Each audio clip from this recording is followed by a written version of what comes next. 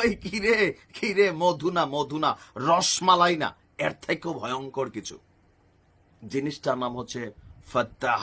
নামটার মধ্যে তো একটা ভাব আছে, হ্যাঁ, ফাত্তাহ শব্দটার যেমন গভীরতা আছে, জিনিসটাও এরকম গভীর।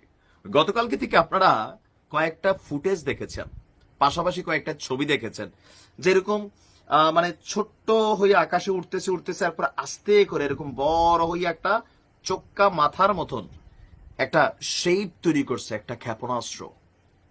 এই সেই ক্ষেপণাস্ত্র যেটা ফাত্তাহ, হাইপারসোনিক ব্যালিস্টিক মিসাইল, যেটা 1 থেকে 2 কেজি মাত্র। এটা জাস্ট কোন ভার্সন বুঝছেন, যেটাতে ইরানের মানে ইসরায়েলের অবস্থা খারাপ। 1 থেকে 2 কেজি মাত্র ওয়ার হেড। এই ওয়ার হেড জিনিসটাই কোনটা, যে পরমাণু যে মিসাইল গুলো আছে বা মেশিনারিজ গুলো আছে, এগুলোর মাথাতে ওয়ার হেড তৈরি করা হয়। এই হাইপারসোনিক ব্যালিস্টিক মিসাইল গুলাই হচ্ছে পরমাণু বোমা বা পরমাণু হামলার যেই মালটারে ক্যারি করে।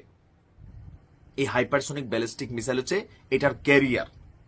সোজা বাংলায় বললে, আমি একটা মাল নিয়ে যখন ঢাকাতে যাবো, কি দিয়ে যাবো, গাড়ি দিয়ে যাবো, ওই গাড়িটাই হচ্ছে এই ফাত্তাহ।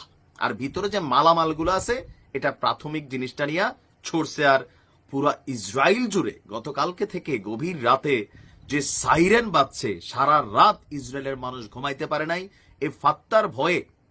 মাটির নিচে বাংকারে, রেল স্টেশন নিচে বাংকারে, বিভিন্ন আশ্রয় কেন্দ্রে ইসরায়েলের সাধারণ পুলিশ থেকে শুরু করে জনগণ একটা গভীর বিভীষিকাময় রাত কাটাইছে।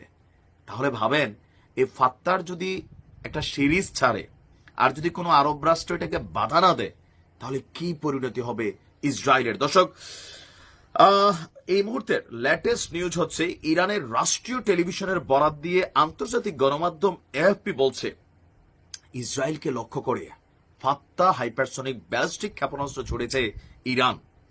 আর এই ক্ষেপণাস্ত্রগুলো যে কয়েকটা মার্চে ইসরায়েলের আকাশ প্রতিরক্ষা ব্যবস্থাকে নাস্তানাবুদ করে সফলভাবে প্রবেশ করেছে।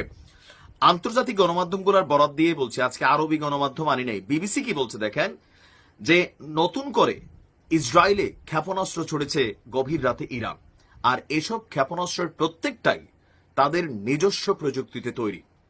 ক্ষেপণাস্ত্রগুলো ইসরায়েলের প্রতিরক্ষা সীমানা অতিক্রম করে সফলভাবে আঘাত এনেছে ইসরায়েলের বিভিন্ন টার্গেটেড লক্ষ্যবস্তুতে।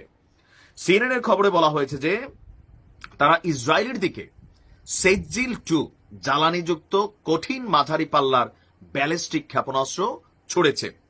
ট্রু প্রমিজের অংশ হিসাবে 13তম বার, মানে এই কয়েকদিনের মধ্যে 12 বার